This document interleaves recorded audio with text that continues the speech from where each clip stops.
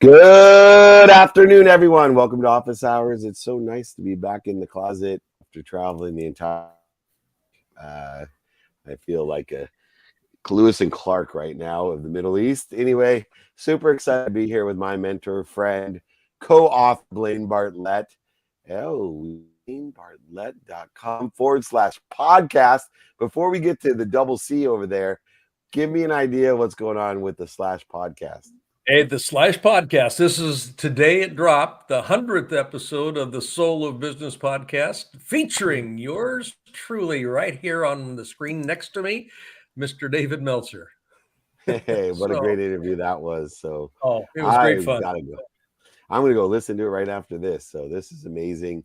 Speaking of amazing, sometimes we go a little bit away from our TikTokers and we have someone that is dealing with some critical life issues and business issues are more aligned with Blaine and I. And so I wanted to welcome our friend Chip Conley, who's founder and CEO of Modern Elder Academy, modernelderacademy.com. And Chip, you have so many different programs, like I said, that are aligned with size and bigger part of the population that's going through the biggest transition as they're caught in the middle of the reality of human nature that they've learned over the years and the how can I say the virtual reality of what may be in the future. And I'm sure this has created a different type of content to the Academy of how lifers and beyond are going to exist or coexist moving forward. Yeah, well, first of all, it's great to be with you. I'm coming to you from a beachfront in Mexico, in Baja, California, about an hour north of Cabo San Lucas. My stories, I'll be brief, is I started a boutique hotel company at age 26 called Joie de Vivre, ran it for 24 years, became the second largest boutique hotel company in the U.S., loved it until I hated it. Hated it in the Great Recession. It was like, oh, my last 2 years was like, I can't do this anymore. Sold it. It's a Hyatt brand now. And then 2 years later, the three young founders of Airbnb approached me and said, we have this little company startup. This was over 9 years ago. And we're going to go blow up the world. And we don't know the hospitality or travel business. We've never started a company and we don't know how to run a company. But they were doing a great job. And I joined them and became their modern elder. I hated it when they first called me that. Chip, you're our modern elder. Like, I don't know about that. That makes me sound too old, but I was 52 at that time, 9 years ago. Average age in the company was 26. And I was mentoring Bryan, one of the co-founders and CEO. He was 21 years younger than me, but he was also my boss. So it was a fascinating journey. Ultimately led me to writing my fifth book called The Wisdom at Work, the Making of a Modern Elder. And that's what led me to creating the Modern Elder Academy here, which is the world's first midlife wisdom school dedicated to helping people to sort of reimagine and repurpose themselves while cultivating and harvesting their wisdom.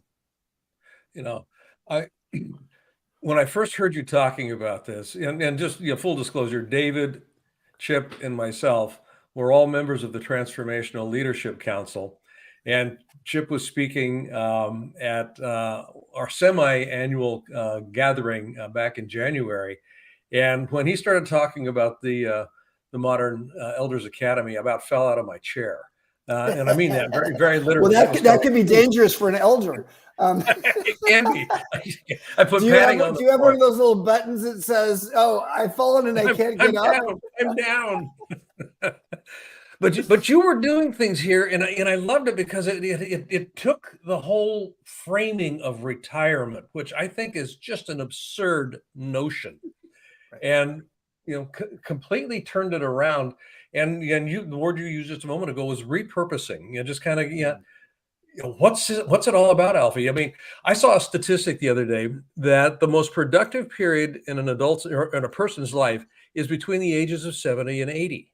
Mm. Between the ages of 70 and 80, that's the time that they are singularly most productive, assuming they live into their 80s. But can you talk about some of the ways that you're approaching this and actually having it land with folks that are going, I've got more in me? Well, let's start by saying, listen, we need intergenerational collaboration like never before. We've got 5 generations in the workplace for the first time. When I have a boss who is 21 years younger than me, but I'm mentoring him, it's a whole new era. So wisdom flows in both directions, from old to young, from young to old. But the average age of the people we've had over 2,000 alumni of MEA here from 33 countries, and the average age has been 54. We've had 15% of our people have been millennials, but average age 54, and the average age they think they're going to live to is age 90. So do the math. 54 is exactly halfway between 18 when you turn an adult and 90 when you die. So isn't it interesting, at age 54, you're only halfway through your adult life. So that's really what we help people to see, is like, okay, gosh, in my mid 50s, I still have a lot of curiosity and wisdom, and I want to learn something. And long story short is there's a real opportunity to take the seeds of what you've learned along the way and maybe some of the wisdom and apply it in new places. Like for me, yes, Airbnb's in the hospitality business, but it's a tech company. And at age 52, I joined a tech company for the first time. So I better be pretty open to new experiences and learning a few things about technology, because I'd never worked in a tech company before. Chip, what I find fascinating, I'm a student of time, and I think it's probably the most valuable thing that I study. But what I find fascinating, because I've looked at this subject matter in the context of, I was blessed to come out of law school, get involved in 1992 in technology, and not only become a millionaire 9 months out of law school, but have my first exit at 3.4 billion in 1995 and be a part of that. What that did to my perspective, though, is I never could understand why people would tell me as I coach them, well, I'm 30 years old, I can't start over now. And I always did the math like you, right? Like I'm like, but I never realized, and I'm listening to you, 26 years in the hospitality business, in the boutique hotel business. And the fascinating thing is, I just had an epiphany of, no wonder it's so difficult to repurpose people, because if they've spent a long time, the issue isn't that it's too late. The issue is I've never really done it, meaning like the quick round. And so how do you help people shift their mindset about time, that it's more than just, hey, a new repurposing start. It's, look, everything doesn't take years. Part of what it is being willing to let go of the identities and mindsets that got you to where you are, and those mindsets and identities might have helped you. For me, in my own company, Joie de Vivre had 3,500 employees. I was the hero. I was the CEO. I was the founder, etc. Sell the company at the bottom of the Great Recession. And now I join a tech company where I'm no longer the sage on the stage. I'm the guide on the side. I'm here to help support these guys be exceptionally successful. And guess what? Airbnb is by far the most valuable hospitality company in the world today. So I had to shift some of my identity. I had to be willing to give up the identity of being this, the CEO and a founder for a long time, and then to actually right size my ego to know that I'm no longer the person who's going to get all the attention. I'm the one who's going to help support these 3 young founders to take their company to, up to the moon. And that was a big shift. And we don't, as society, this is the reason I created MEA, the Modern Elder Academy. As a society, we have nothing in the way of training for people in midlife to really think about this. And now they define midlife. Midlife used to be 45 to 65. It's now considered 35 to 75, partly because people sometimes feel obsolescent younger, especially if you're a software engineer or a professional athlete. And they're actually going to be really fully on in their career, who knows how long, but 75 is not unheard of.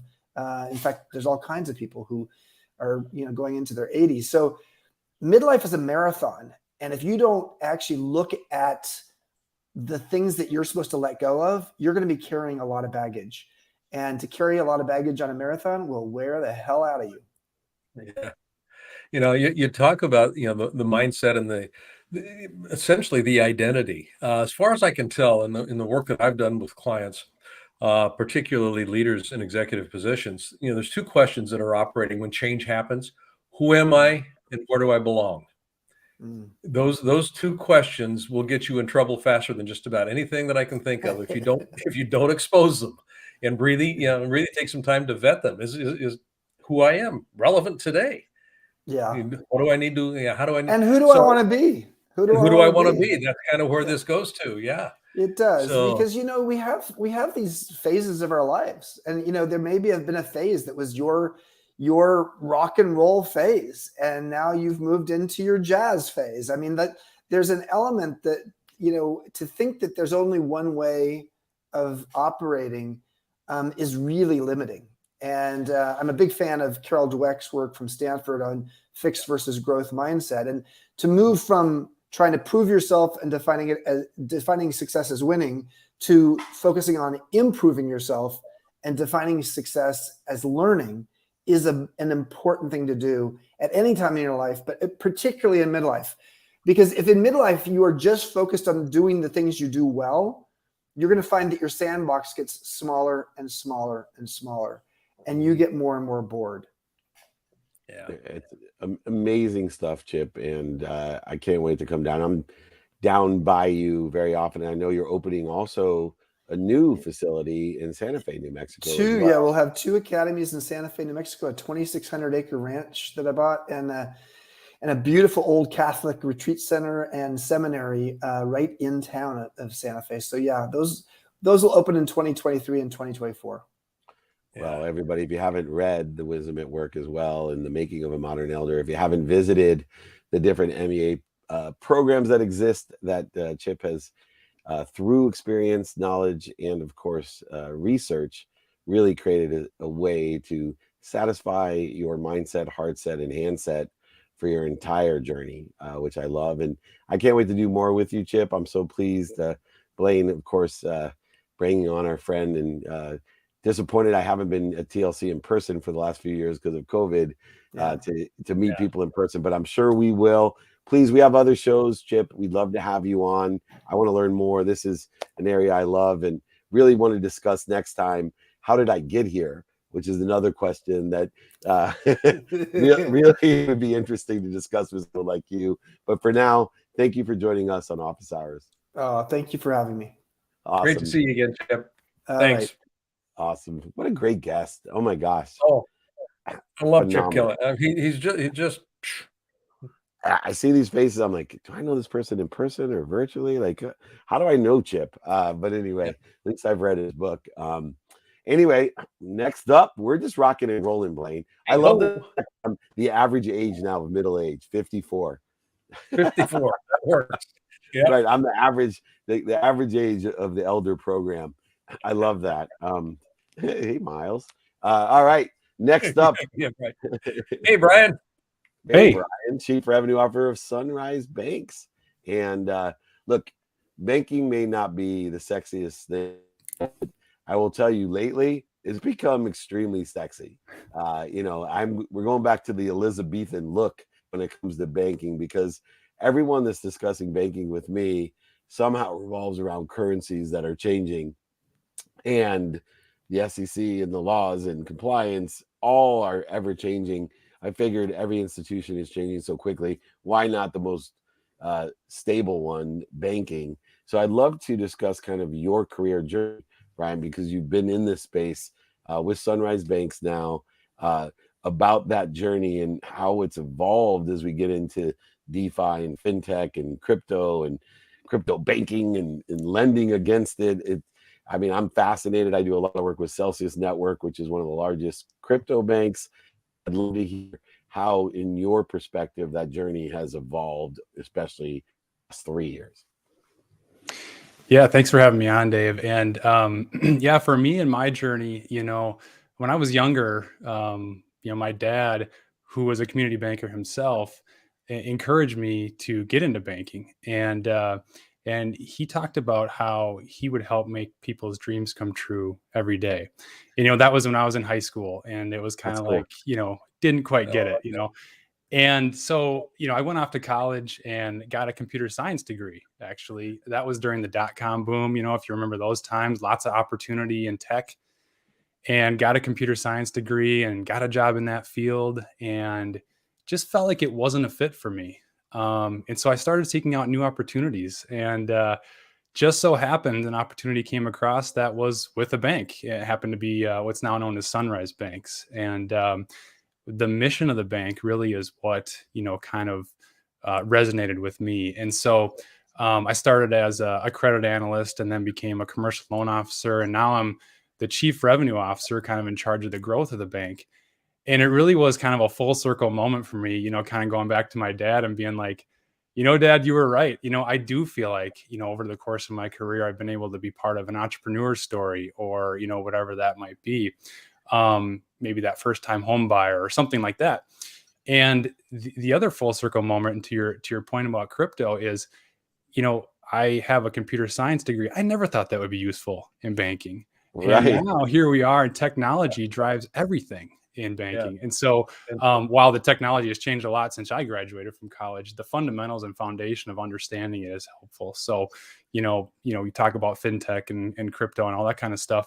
That is where it seems like banking is moving, because there's definitely a user that is interested in that, and that fintech is sort of filling that hole at the moment. Yeah, the bank, Sunrise Banks, it's a fairly large organization. Yeah. And what I'm struck with, though, is the way that you organize everything that you do around values-based banking. And I'm interested in kind of your take on this. Yeah, I've done work with large banking systems.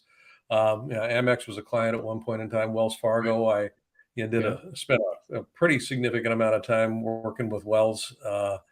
And values-based banking was probably, even though it was talked about behaviorally, it didn't seem to show up well. What's your take on this, and why is that important for me to pay attention to? Yeah, it's a great question. And I would say that Sunrise is definitely unique in that space. We often refer to Sunrise as, we're actually a social enterprise that just happens to be a bank. And so, people care a lot about what they purchase and what their purchase products from, what they stand for. And I think that that's no different in banking, right? I mean, you have to, most people have their money somewhere at a bank. And so why not have that money be used for good, be used as a force for good? And so, you talk about, make sure that, the bank that you're working with has a positive mission, a positive value, and make sure they're accountable to that. And for us at Sunrise, the thing that we're accountable to is, we were the first B corporation, for example, in Minnesota, and one of only a handful of B corporation banks in the country. So that holds us accountable to all kinds of things. The other thing is, we're a certified community development financial institution. CDFI is a lot of acronyms in banking, but a CDFI, all that really means is at least 60% of our loans go to low to moderate income communities. And, when you're talking about a loan book of $1 billion, that's a lot of loans helping a lot of people. And so, I would suggest that people, when they're thinking about where they're going to bank or where they put their money, take a look at some of those things and see if the bank that you're with really aligns with your own personal values. You probably do in other areas. Maybe you buy an electric car because you care about the environment. You typically have a banking relationship. What does that bank stand for, and what do they do, in your own community? Yeah, love You that know, answer. Thank Yeah, and you talk about this social engine for good, and your values are aligned with being that engine to help. And experiencing 2008 and understanding when banks themselves were not fiscally responsible, and they put not only themselves into jeopardy but their clients into jeopardy. And all around the world, I had very wealthy friends. I myself lost over $100 million because I did not understand my relationship with my private bank, and they did not have the same values that I had. And I was with a billionaire in Saudi Arabia 2 days ago, who 2008 came, and they were doing some real big business in Russia, and their bank decided after 30 years to switch their person they were working with and called them into the bank. And the guy said, "Who are you?" Oh, by the way, we're calling this loan and you owe us $200 million or we're going to foreclose on. And that's basically how I went bankrupt. Is I went in to get some cash and they said sorry. And I'm like, whoa, whoa, how'd this work? In your bank and with these values, if we see a more dramatic downturn, what are some of the things that you're considering today so that you're not one of those banks like myself and some of my friends experience that, kind of great knowing you for the last 30 years. It's been really fun, but now you're going to have to pay the price that we, did not do what we should have done. What types of things do you do as a bank today so that people have that same 2008 experience? Yeah, I really view a bank as a connector. And, you have to remember that banks know a lot of people because we have, whether it's people or businesses or, there's a ton of, in Minneapolis and St. Paul, where we're located, there's a very large nonprofit community that cares a lot about entrepreneurship.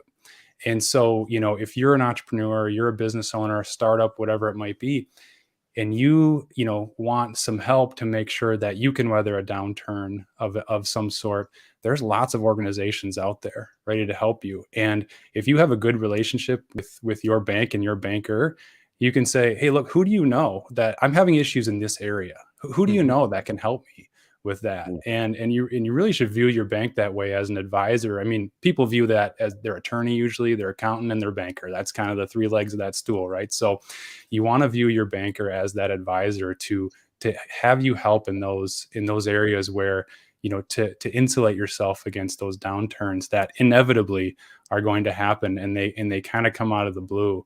And to Dave, to your point, the relationship with your bank when you have a lot of money outstanding with that bank is extremely, extremely important. And you want to be ahead of the game in terms of telling them the challenges you're facing or what you're seeing in the industry, so that the bank knows, okay, yeah, Dave mentioned this, I remember this. And so now, we can be prepared to help wherever we possibly can if those things do happen.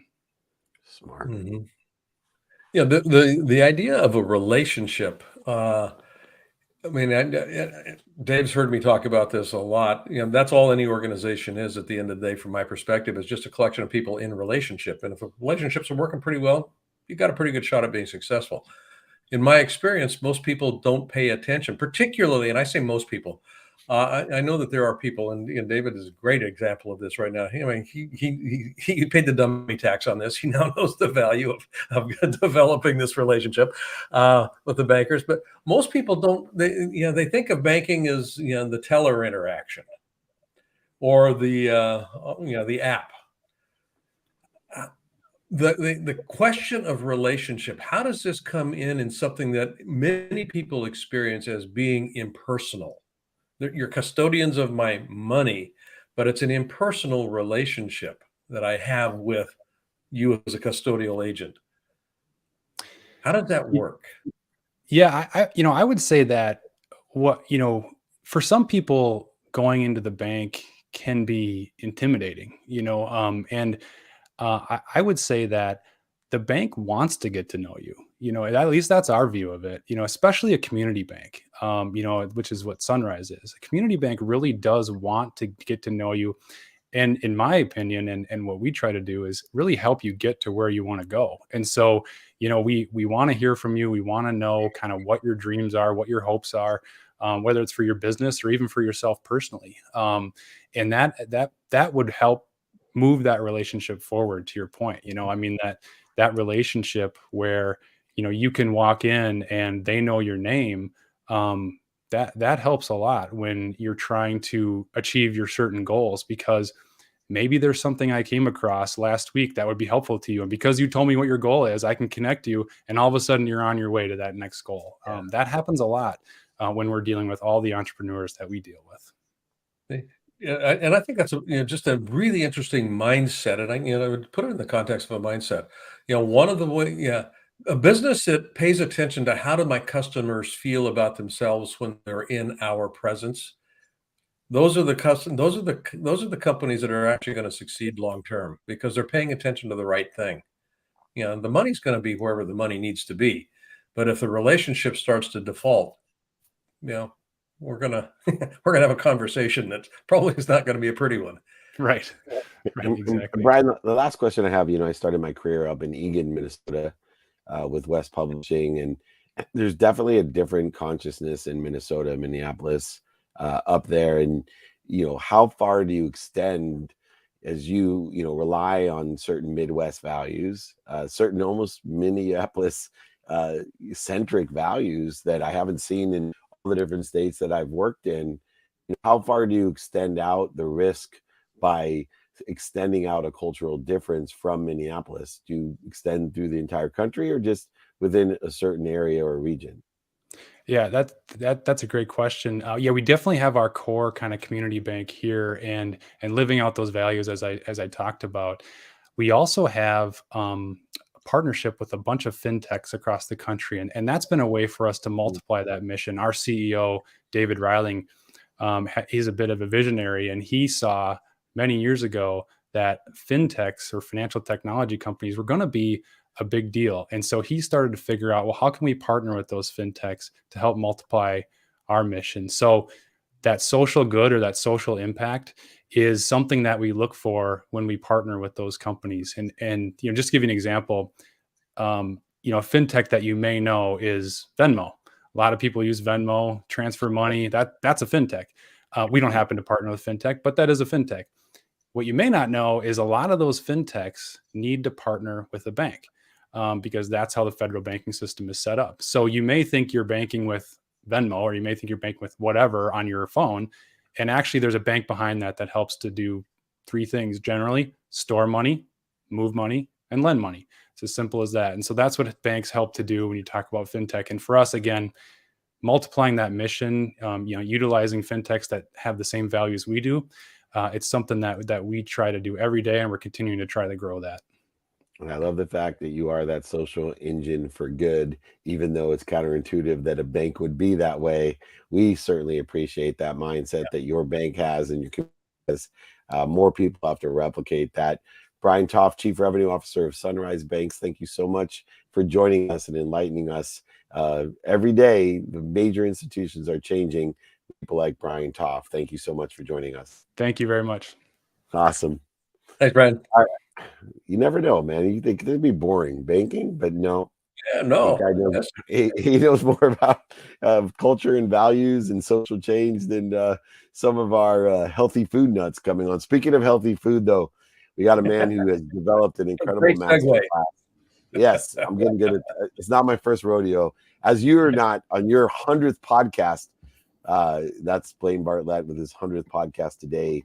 Drop that sucker. So everybody go check out Blaine's podcast. But meanwhile, one of my favorite master classes, because my non-negotiable, my number one negotiable in life is my health. And if you are concerned at all about having as many wishes a day as you want instead of only having one, then the best way to stay healthy is to surround yourself with the right people and the right ideas. And Dr. William Li is absolutely the right ideas. Best-selling book, New York Times best-selling book, Eat to Beat Dis-ease. And I know Blaine and I speak every day about being of ease, and how come people don't understand to shift the paradigm to say, I am at ease. What am I doing to put myself at dis-ease? And Dr. William Li is here to enlighten us. What are the simple things that people are doing today that have taken food from a medicinal attribute into a dis-ease? Yeah, well, listen, thanks for having me on. It's such a great question and a big one, right? Because food is something that, if you look at the cultures dating back thousands of years, food cultures have been something that families and communities have leaned into. And, for most of human existence, we haven't feared food. We've actually embraced food. When we were dragging our knuckles on the ground and we found food, we were like celebrating, jumping up and down. If you take a look at some of the ancient traditions from the villages of the Mediterranean countries or in Asia, they gathered in order to be able to commune. That's kind of part of the community and is eating and celebration, right? So how did we actually lose touch with our food? How did we make food something we feared as opposed to revered? And I think that part of the answer is that by industrializing food, making it not just abundant, but overabundant, so that there was no further want of food. We sort of took the white space, the gray space out of the equation. You know, we're surrounded all the time by everything. You know, if you were a kid and you didn't just have Halloween, but you were actually living in the candy store, you know, no doubt you would develop bad habits. And I think that to some extent, that's what's taken us further and further away from the shores of ease towards dis-ease when it comes to food. Yeah. Yeah. And William, it's good to see you again. Yeah, speaking of podcasts, William was on my podcast not too long ago. That will be broadcast, and I think in about 4 weeks here. So if you want a longer version of what we're doing here today, tune into the podcast, and you will hear a fascinating conversation. Which leads me to this interesting question. You talked about the overproduction and the overindustrialization of food, and you prefaced that with when we were dragging our knuckles on the ground, we were out in nature foraging. That connection to nature.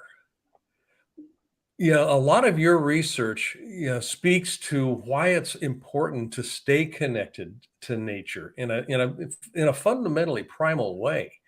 Can you talk a little bit about how that translates into diet? So I'll just leave the question there. Yeah. Right. Well, so, many of the things that we think about food and health have traditionally related to, a superfood. What's the superfood of the day? In reality, it's not when it comes to food and health, it's not just about the food. It's really about how our body responds to what we put inside it.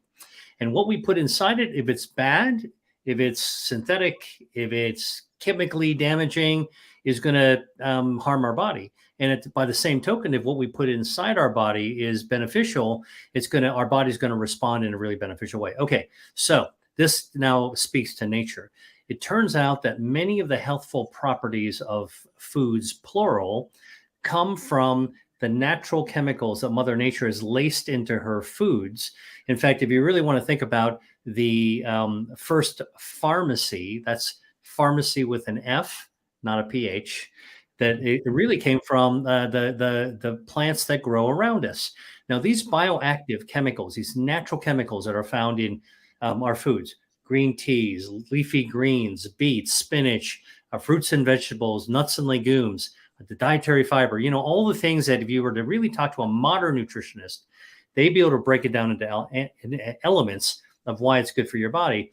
Mother Nature uses these same chemicals to be able to serve her purpose. For example, there are natural chemicals that are good for our body, but I want to talk first about why it's good for the plant. Most of the bioactives good for our health actually are intended to protect the plant, either by keeping away pests. So many of the bioactives are natural pesticides. Here's a great example. There's a natural chemical called chlorogenic acid. Don't worry about the name, but it's something we know. It's found in coffee beans, okay?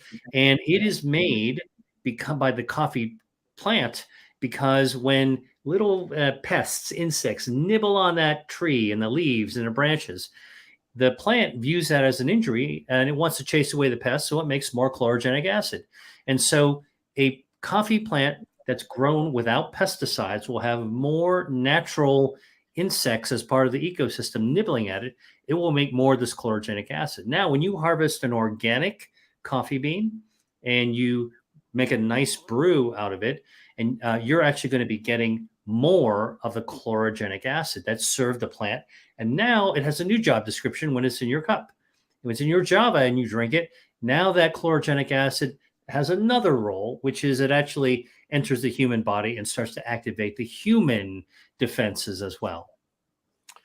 And Dr. Lee, one of the things that raises my curiosity is genetics and the customized optimal health that exists today. And, so many variables are involved in our health, not just nutrition, but hydration, air, breathing, and of course, sleep.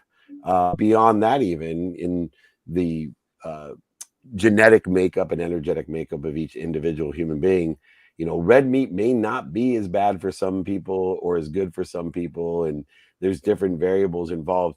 How have you seen the technology that we have today, especially in gut health, be able to, decipher what nutrition is best for a certain individual that may not be best for other individuals? Yeah, well, I mean, this is kind of, I like to answer it simply because what Blaine was asking about, getting back to not only nature, but our own nature is really what starts the ball rolling. And so if you take a look at, let's remove digital technology for a second. Let's remove biotechnology. I have a whole background and whole career in that space. Let's just take a look at who we are. You look in the mirror, and most people don't realize that we are hardwired from the moment we are born with 5 health defense systems that actually are firing on all cylinders from our first breath all the way to our last one that help fight off disease. They keep us healthy. Our circulation, angiogenesis, our stem cells that help us regenerate, our gut microbiome for that gut health that you were referring to, our DNA hardwired not to just produce the proteins as part of our genetic code, but to defend us against harms from the environment, not just pesticides and synthetics, but also ultraviolet radiation and radon from the ground. And finally, our immune system, which, after the last couple of years, like everybody's got a new appreciation of how important it is to have a good, strong immunity. Okay, so those are the things that we're born with, and we carry with us.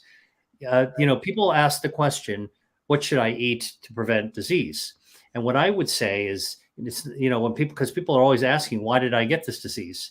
Well, and genetics obviously play a role in this, but let's take a look at one of the most feared diseases called cancer.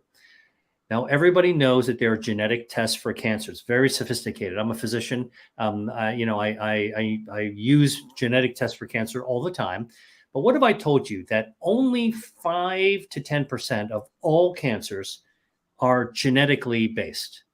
Okay, only 5. That means that 90 to 95% of cancers are not based on your genes. They're based on your environment, your diet, your lifestyle, all things that can be modified. Now, you can't dismiss the genetics, but it means that there are these other factors that we can do to tip the favor in our own to our own benefit. So you're asking, so what do I think about the diagnostic technology, the tests that you can take and send away to see what foods you should eat, what you're allergic to, whether you're should be gluten free or not eating seafood or whatever.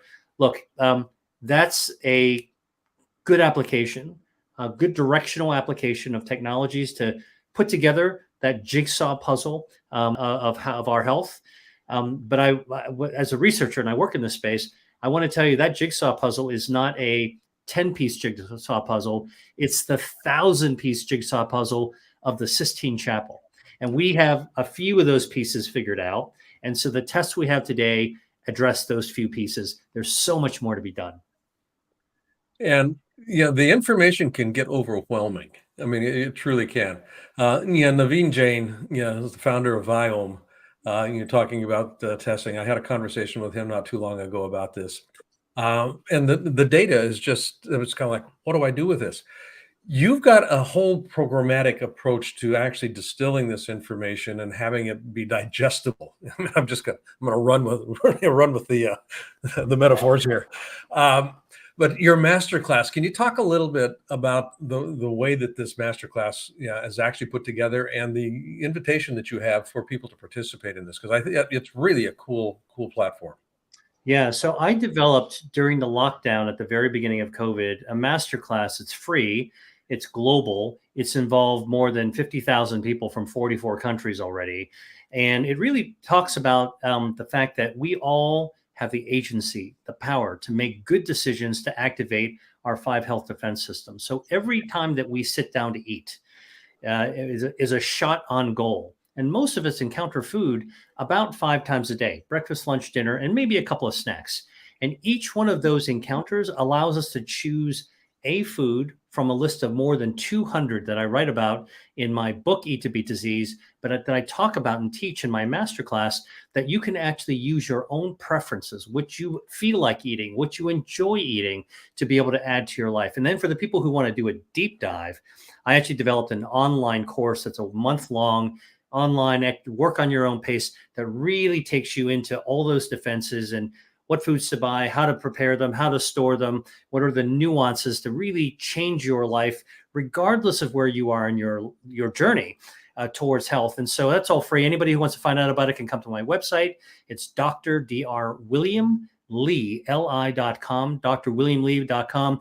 I've got free downloads, lots of resources, tables and charts for people. And, one of the things that I think is the most useful is kind of like, skip all the stuff that, all the mumbo jumbo that, you want to tell me. Just give me a shopping list. And I have one of those too. Nice. Everybody check him out, drwilliamlee.com. And if you want to see the masterclasses, /masterclass as well, check out his book, Eat to Beat Disease. Live at ease, put in your body what is best for it, from like Dr. William Lee. We appreciate what you're doing to provide all these wishes. Like I say, when you're healthy, you get as many wishes as you want. If you're not healthy, only have one wish. So keep on providing those wishes. We appreciate you. Come back and visit me soon. Thank you. We'd love to. Great job. Thank you, Dr. Lee. All right. I guess I lost Blaine, but his internet, he hasn't paid his bills. So every once in a while, I had to call up the internet company for him and make that purchase. But he's worth it. Trust me. Anyway, as my battery's dying too, I'm going to hang on here. We have the incredible Shari Alyse. Welcome. She's America's Joy Magnet, an incredible speaker. You got to check out her TED Talk. She's a TV personality, best-selling author. I'm not sure if there's anything she can't do that she doesn't want to do, but you built quite a community of joy, which is right up my alley, and which is why, look at that smile. You just know she's filled with joy, light, and love. What put you on this path? I'm on a path to empower over 1 billion people to be happy. You're America's Joy Magnet. We should work together more often to help what we're trying to achieve. And there he is. I must have paid that. Good thing for Venmo. We got your internet paid for. Welcome back, my friend. Yeah, there was a knock at the door. I needed to give $15 to the internet guy. I'll tell Cynthia that's not a problem. Anyway, we have Shari Alyse here, and she's just going to explain how she started her mission of being this joy magnet, but really providing joy to so many. Hey, gentlemen. Thank you so much for having me here. I'm so grateful. I really appreciate it. For me, yes, same mission, your happiness, I'm joy. It really honestly started from being so disconnected to myself. Having experienced childhood sexual abuse, at 7 years old, I, didn't want to be with the pain. And so as a lot of trauma survivors, we disconnect. But I spent so many years not wanting to be the victim. And so I was like, I'm going to be happy. I'm going to be strong. I'm going to be all these things that I knew was the right thing to do. But in turn, what ended up happening is that all of my emotions and all of the stuff I kept pushing down until, you can't push it down any further. And I had this surreal experience in Sedona, Arizona that, we don't have time for, but it really reconnect. I met my 7-year-old self. It's going to sound cuckoo, but No, I love it. Okay. You're in the right place. You're in the right place. We're fine. You're fine. Okay. Well, some people are like, okay, crazy. So I came face to face with her. And, at the end of the day, I was told that I wasn't supposed to leave her. I was supposed to love her. And I began the journey back to myself and reconnecting back to myself. And that's where I really found the joy, and really on a mission to spread that joy, help people reconnect back to themselves. Because I feel that when we're connected to ourselves and we're aligned with our truth, that's where our joy lies. Mm-hmm. How do you know? This is going to be an interesting question, because I had a conversation with a very good friend of mine not too long ago about this kind of an inner guidance system. She calls it an IGS, an inner guidance system. What are the bodily sensations that you pay attention to that tell you you're on the right path, or that you're going off? Well, I do know this: when I'm off the path, there is constriction, there is heavier breathing, there is, for me, and I wasn't always connected to my body, so I'm very clear with it now. There is an upset stomach.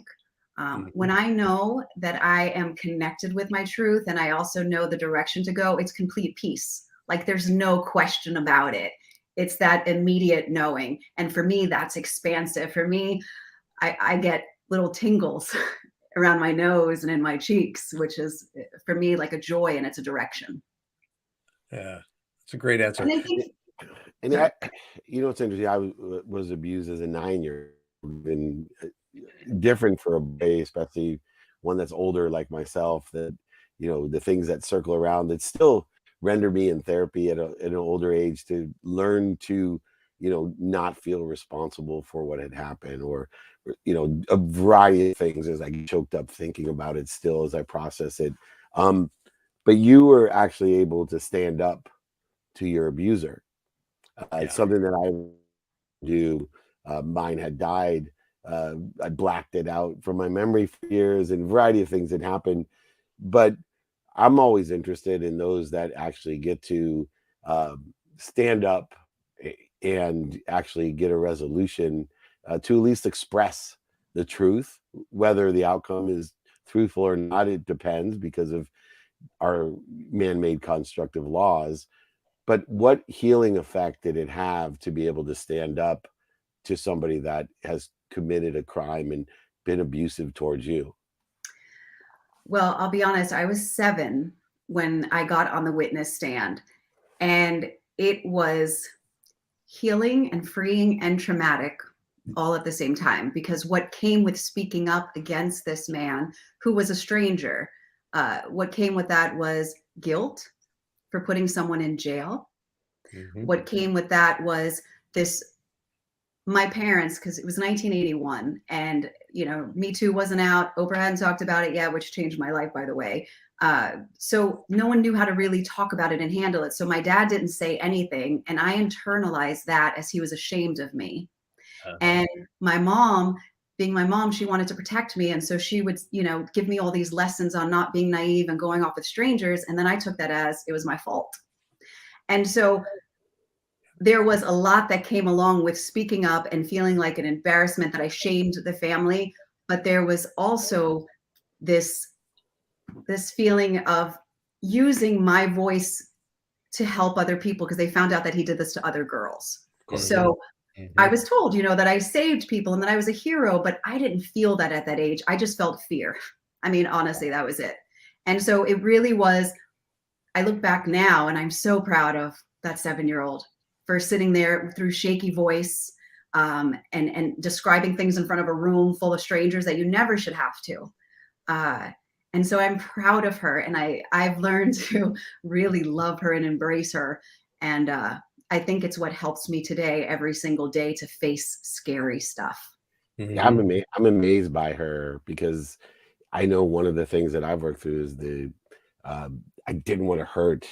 I had a single mom, right? And I didn't want her to feel like she didn't do her job, right? And so there's so many layers to people. I wanted to bring it up because it's interesting that both of us had similar experiences, and both of us, our life's missions is to make people happy. And we had to go through a different journey to make ourselves truly happy. Yeah.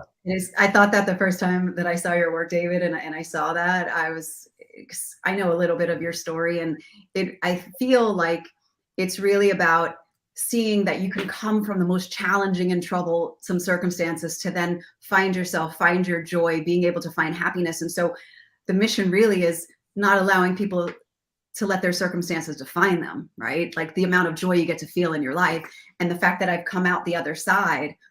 I don't want anyone to have to struggle or suffer. Yeah. You know, the beauty of that for both of you, and just in the way that you presented, is that the resolution was, you know, you had to turn inward in order to resolve it. And you know, there's incredible power in that. There was, yeah, I was little girl. There's just a real quick story here, and she came home just bouncing off the walls, just very, very happy. Second, third day of school, something like that. And mom says to her, "What are you so happy about? Did you get a gold star today?" "No, no, I didn't get a gold star." Uh, well, okay. And so mom tried again. "Did you meet a new friend?" "No, no." And she would go back to the little girl 3, 4, 5, 6 times. "What are you happy about? What caused you to be so happy?" The messaging that was being put in place was that my happiness is dependent on external circumstances, which it isn't. It's all in here. I have to be here happy before I can. The stuff out there is going to be what it is. But most of us have learned that in order to be happy, to be fulfilled, to be on top of our game, the external world has to be lined up perfectly.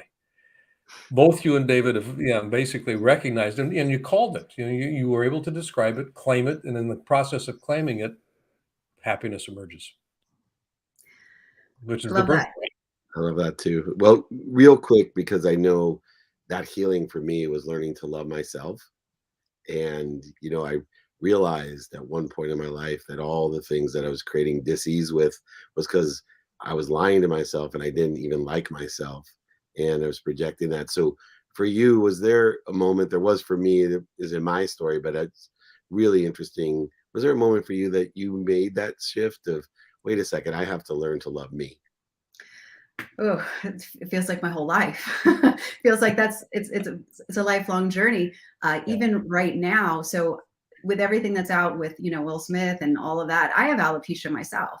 And so I have hair loss and I wear wigs. And I just want to say that the journey even of loving myself and accepting that and being okay with that still at this time is ongoing. There's always another layer. And for me, I spent many years, as you said, Blaine, like looking for those external circumstances, like to be happy. So I lost all this weight thinking that would make me happy. I got the boyfriend thinking he would make me happy. And none of that did. And I finally I got tired. That was it. Like I literally was exhausted.